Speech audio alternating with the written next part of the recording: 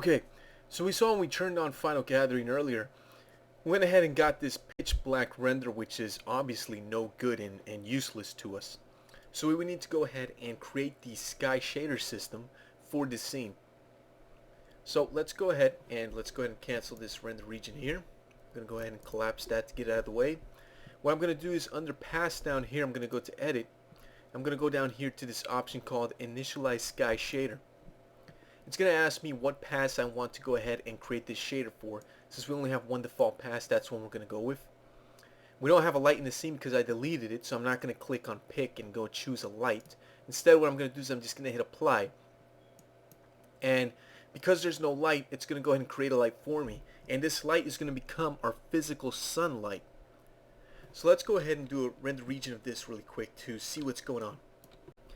What we end up is a pretty interesting result is what we've got here. Now we have some light in our scene, so we don't have a totally pitch black scene here, and Final Gathering is kicking in. But you notice there's a few other things here. First of all, there's an actual sky background image. Now this sky background image is being created by the physical sky shader.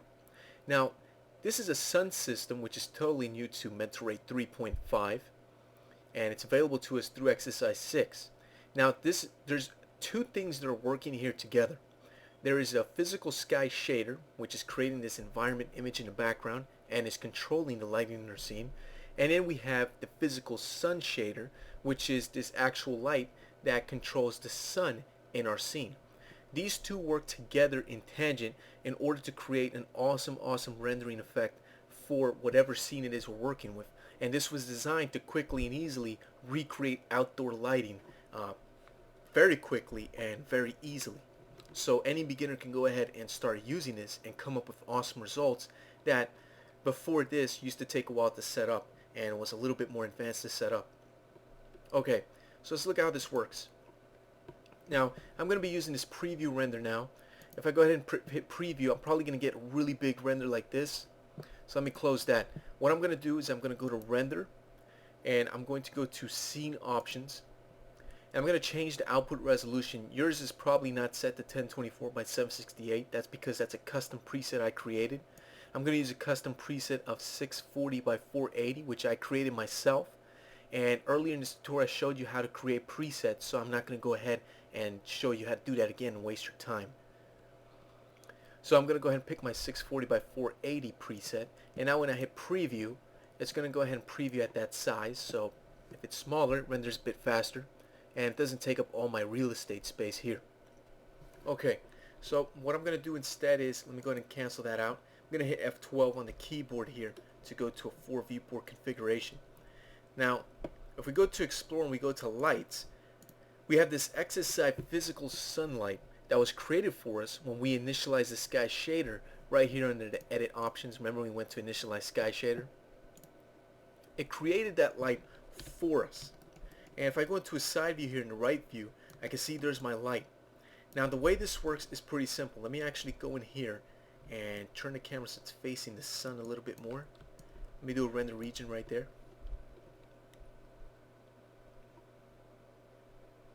And one more thing I'm going to do is I'm going to go to my Mentor render options over here. And under Final Gathering, I'm going to turn it from 100 rays to 32 so it renders faster. Okay. So you can see there's our sunlight. Well, in reality, our sunlight's being controlled by this directional light, this infinite light that was created here when we initialized the sky shader system. We can actually select that light and move it around. And you notice when you move it, it continues to aim and point at the center of the world origin. That's very important because it works kind of like a sundial. Wherever this sun is located, it's going to change the way that the sun looks in a rendered image. So before it was located down here near the horizon, which is more of like a sunset, like a dusk or a dawn. If we place this toward the top where it's aiming straight down, it's kind of the equivalent of the sun aiming straight at you during the day, which is usually in the middle of the day. Well, it's always in the middle of the day. So that actually changes the color of the background so it matches with a midday sun, and it actually changes the position of the sun itself. Very interesting. So we can actually change the position of the sun on the horizon simply by moving the actual sun object around in one of our viewports. And by doing that, it affects the way that this looks. So this looks more like a 3 o'clock afternoon day or something like that. And if we lower this more, we can come up with something that looks more like 5 p.m. or 7 p.m. So now we're getting more of the evenings coming in, the twilight sky starting to kick in. If we drop this more, and the position of the sun on that actual image updates and changes based upon where you place this light. Also, the glow and intensity of the sun itself changes as well, and it's all automated for you. So you don't have to change anything except the position of the sun. It doesn't get easier than that. Okay, now my sunlight shader here needs some adjustments. So let me go over here to shader. We need to actually turn shadows on for it, so let's turn on shadows and turn the umbra all the way down. So now we get more realistic lighting here. Now we get some shadows, so it darkens everything up a bit, of course, because of the shadowing, and it looks pretty realistic. Okay, so that's how you can adjust the lighting of this based on the sun's position using this right here. So that's very important to know, very good to know as well. Okay. Now that we looked at how to adjust the physical sun shader, let's look at how to adjust the actual sky itself. Now, the sun is being controlled by this XSI physical sun shader. Now, this background image, we can actually adjust it independently of the sun by adjusting the physical sky shader parameters. So to access those parameters, what we need to do is we need to go over here. Let's go to Edit. Let's go to Edit Current Pass. Then let's go over here to Pass Shaders. And under the Environment slot, we'll see a physical sky plugged in right there. Just either double click it or click it once and hit Inspect. They both do the same exact thing. And a PPG for the physical sky will pop up. Let me lock that down so that it doesn't go anywhere. Okay, so here's our physical sun parameters. Now we have a lot of options here that we can change and things. So let's talk about some of the most important options here to change the look of this background sky. Now what I'm going to do is I'm just going to make this render region a little bit smaller so it renders faster. So I'm just going to make it real small like that. Or maybe let me expand that a little bit. Okay. Now, the on parameter, this basically turns the feature on and off. So you can activate or deactivate the sun shader here. The sky shader, the sky shader. So I'm going to go ahead and leave it on. There's no point in turning it off right now. Maybe in the tweaking stage or for whatever reason you need to turn it off. You can go ahead and you can turn that off. The multiplier is going to control the brightness effect of that sky, so if I go ahead and increase this by a good amount, it's going to go ahead and increase that brightness by a lot. See that? So let's go ahead and leave it at the default, which is 0.01, which is good enough. So if you want a realistic result, you want to stick with 0.01. If you want to go for a fake, fantastical or cartoony result, you have control there. That's the beauty of this. You can do realistic skies or you can do fake ones. Let's go ahead and talk about the haze here. Haze represents that kind of haze that you can see in very polluted skies over very populated cities. So we can increase the haze and make the sky look very hazy. It's very full of molecules, very full of dust and particles and things that can make the sky look kind of dirty and polluted. So you can imitate, say, if you're trying to do an animation that takes place in a future Earth where everything is highly polluted and the sky looks almost greenish yellow. You can do that with this haze parameter. Then we have a red-blue shift. What this does, it starts to introduce redness into your sky, which affects the lighting in your scene. So if we increase that a little bit, what we end up is giving this sky a little bit more redness. And if we increase this by a lot, we can actually turn the sky into a very powerful red-orangey color. So if you're trying to do something that's trying to imitate, say, a Martian atmosphere or an atmosphere in some other planet or something, you can go ahead and do that with this. Or you can accentuate sunsets and things. So you can go for those cartoony type of effects or fake effects using this parameter. Saturation is going to control the saturation of the color on the background image itself. So if we increase saturation, we're in fact going to give it more vibrant color to it. So it'll actually look fake. So if you're trying to do a cartoony type of sky, you can go ahead and do that. If we drop the saturation below 1, it's going to become desaturated more and more. So you're a bit closer to a black and white image. So you can see there's still some color there, but it's more desaturated, if that's the look that you're going for. I'll leave it at the default of 1. Horizon height is a pretty important parameter. By default, it's set to 0. You can see the horizon barely in the background. Let me increase the horizon height by 1. Now what's going to happen is the horizon, where the ground, which in this case the color is gray, meets with the sky, is going to be moved up 1 unit, or 1 unit in relativity to the physical sky shader. Okay? If I want to move the horizon below 0, I can always type in -1. And this will push the horizon line downward, so you no longer see it in the back of these buildings. It's so low that the buildings pretty much obscure it from vision. So let me go ahead and leave that back to 0, actually is where it was before. Horizon blur. Horizon blur controls the blur of that horizon where the ground meets the sky. Now, if you're going for realism, you want to keep some blur. Let me go ahead and raise that up to 1. That way the effects are more evident. You can see there's a slight blur back here where the sky meets the ground. Now, if I go over here to horizon blur, the default is 0.1, which is why we can see a little bit of blur. If I take it all the way down to 0, we're going to lose that blur completely, and we're going to end up with just this straight edge line. Now, that doesn't look very realistic. But hey, if that's what you're going for, you've got the option and freedom right there to change that to whatever you want. We can also increase the blur so it becomes more and more blurred out. So I'm going to leave it to, I think it was set to 0.1 before. I'm going to leave it to that. Ground color is going to control this gray ground color in the background. So I could change it to any color I want. So if I wanted to say like a brownish color, I can go ahead and change that and it'll update. And keep in mind that that color does affect the lighting in your scene. So you will see some browns reflecting off of objects in the scene when you're using Final Gather. So I'm going to leave that back down to a neutral dark gray. And then we have a night color. Now, to be able to see the effect of the night color, I'm going to do a few things. First of all, let me just go ahead, and this isn't necessary, but I want to go ahead and knock that horizon down to 0, simply because I don't like seeing that horizon way up there. It just looks weird to me. Okay? Let me go down here and grab this light. Now, earlier, if you remember, I said that depending on the position of this light, like a sundial, is going to control the intensity of the light and the color of the background sky. Now, when we go closer to a sunset, something like this, we're going to get that dark sky with some orange on the horizon line, and then the sun is going down or whatever. Okay, standard setup for dawn or dusk, right? Well, what happens in real life when the sun goes below that horizon? Well, what happens is you're going to end up with a dark image because it's nighttime now. The night color is going to control the color of the nighttime. So right now, the physical sky shader is being told that whenever it's nighttime, to make the night color pure black. We can change that, however. We can make it lighter and choose something more like a blue or dark purple.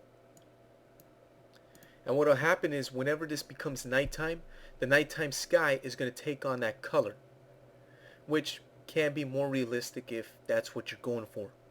So the options there to change that night color, I actually prefer this night color a lot better.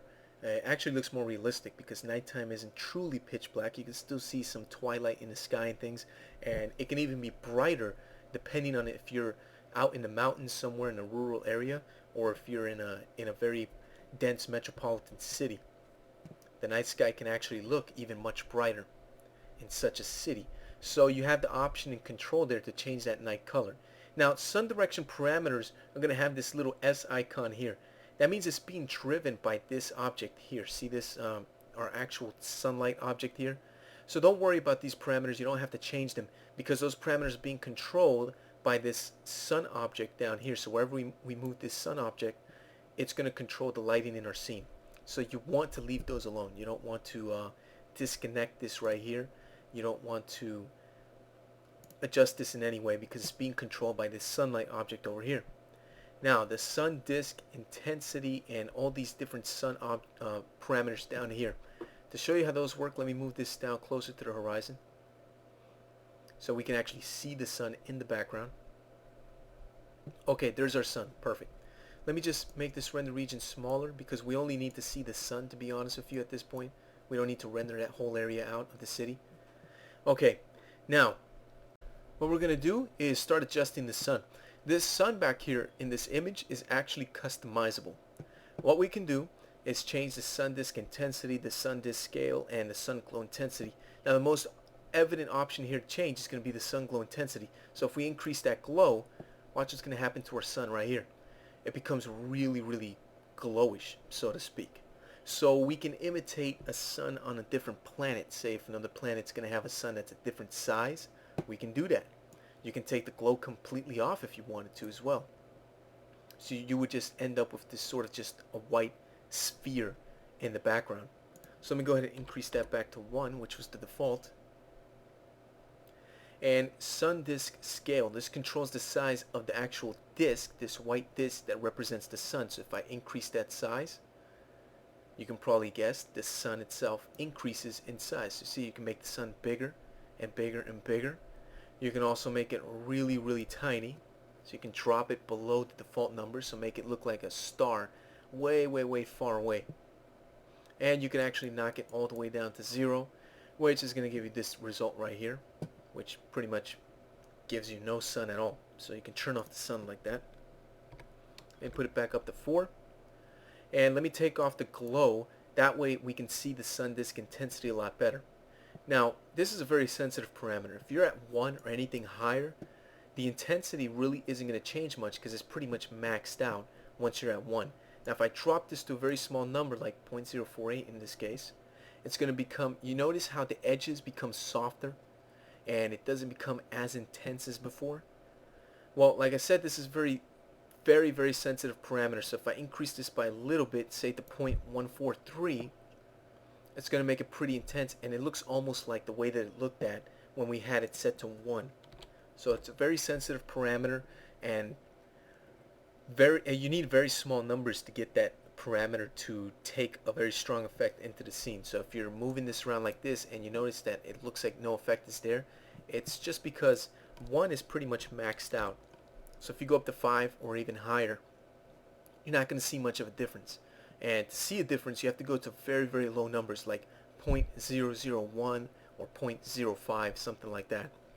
Okay, so that takes care of those parameters. One last one that I want to talk about is the use background. If you have a background image that you've plugged in here to your scene and you don't want to see this sky image for whatever reason, you don't like it or whatever, but you want to keep the sky shader rendering abilities, what you can do is hit this use background checkbox, and what's going to happen is that Mental Ray is going to say, okay, we'll keep the lighting information from the physical sky shader and the physical sun, but the actual image that's in the background we'll get rid of and replace it for whatever background image that you've defined in your render options. So that's all that's for. Let me turn that off.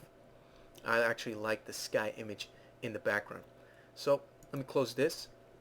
Okay, so last but not least, let's go ahead and tweak this out and make it look like a nice midday sky over a metropolitan city here, a little metropolis. So let me take this sun and place it right overhead. Something like this will be good. And let's go ahead and render this out, see how it looks. Okay, not too bad. Let me go ahead over here to the Mental Ray options, and what I'm going to do is I'm going to go ahead and adjust my quality settings so it looks better. So let me switch over to automatic, and I'm going to switch the number of rays to 512, and the point interpolation I'm going to go ahead and place that at maybe 10. I think 10 will work out just fine. Okay, I'm not going to mess around with any other settings here. I'm going to leave it alone. So I'm actually going to go ahead and close this out. And there's probably one more thing that you're noticing here. There's something wrong with the way that this is rendering out. There's something very wrong with the way that this looks. And it may be hard to notice it at first glance, but there's probably something in the back of your mind saying, there's something wrong here. This thing is, it looks like it's rendering right, but something's missing. Well, what's missing is the fact that this is such a dark image. If you notice, it doesn't really look like a midday sky. I mean, it actually looks kind of dark, doesn't it? It looks actually more like if there was this giant umbrella or a giant tinted window over the top of our city, kind of blocking some of our light intensity out. So what do we need to do to fix that? Well, you're probably thinking, well, let's just go over here to the light. Let's grab the XSI physical sunlight, open up its shader, and increase the intensity of the light, and that should do it, right? Well, although you can keep increasing the intensity of this light, and it will increase the brightness, that's not exactly the way that we want to go about this at the moment. Instead, there's actually another way that we can approach this. So let's close this PPG. What we're going to do is we're going to add a special technique to this called tone mapping. Tone mapping allows you to correct the gamma values of the image that's being rendered out. So if you don't know what in the world gamma values are, or what tone mapping is, or any of that, don't worry about it. I'll just show you how to do it. Once you see how it's done, you're never going to want to render like this without tone mapping. So let's go over here to edit. We're going to go to edit current pass, and we'll see that we have a slot for environment, output, and volume shaders, and we also have for lens shaders. What we're interested in is lens shaders. So let's go to this drop down box and change the default option to overwrite camera lens shaders. When we do that, a box opens up here just like these up here and lets us plug in a lens shader for our scene. So what this lens shader is going to do, it's going to plug in a special shader to the camera that's rendering this out right now, that's looking at this scene right now. So let's go to add. Okay, now make sure that when you get this prompt window that you're in the lens directory. So sometimes you might be in the wrong directory, like materials, or you might be in the environment directory. Make sure you're in the lens directory. Now there's a whole bunch of different lens shaders here we can plug into our camera. This isn't the time or place to go ahead and talk about all of these. That's outside of the scope of this tutorial. But right now the one we're interested in is the simple tone mapping shader. We're going to go ahead and apply that. And once we apply that, it's going to correct our gamma to a value of 2.2, which when this finishes rendering out is going to look a lot better. We can already see that the brightness in the preview is looking good. Now let me go ahead and skip to when this finishes rendering. So we'll go forward in time. Okay, so we jumped about a minute ahead in time, and now we see our final render. By adding the tone mapping to our render, we corrected the gamma of the actual render. Now if you don't know what gamma is, don't worry about it. Just know that when you fix and correct your gamma, you're actually fixing and correcting the way that light is perceived in your image. The way that human eyes pick up lighting and the way that a monitor displays lighting is totally different, which is why you need to use this gamma correction to go ahead and correct that inconsistency between our eyes and a monitor's display abilities. So by adding the gamma correction, we brighten this up and make it look more like what it would look like if we were seeing it with our eyes, if we were outside in this city, if this city existed. But as you can see, we can achieve some very, very photorealistic results and render out some nice outdoor environments using this special sky shader system. Now, again, this system, this physical sky system, is only available in XSI 6 because it's new to Mental Ray 3.5. The same goes for this simple tone mapping shader. Although, if you do a search on the internet and you're using an older version of Mental Ray, there's actually custom tone mapping shaders that have been created by community members and different people out there that fortunately they're out there and they're working their butts off making these kinds of different things and supplying them to the community totally for free. So you might want to go ahead and look into that, do some research into that, and find out what tools there are out there to get these kinds of different effects. Alright, so that pretty much does it for doing this little Final Gather project here with this miniature city. I'm just going to go ahead and end the video now. We're done tweaking this. We got ourselves a photorealistic result, and I hope you learned a lot from this. So I'll see you in the next chapter.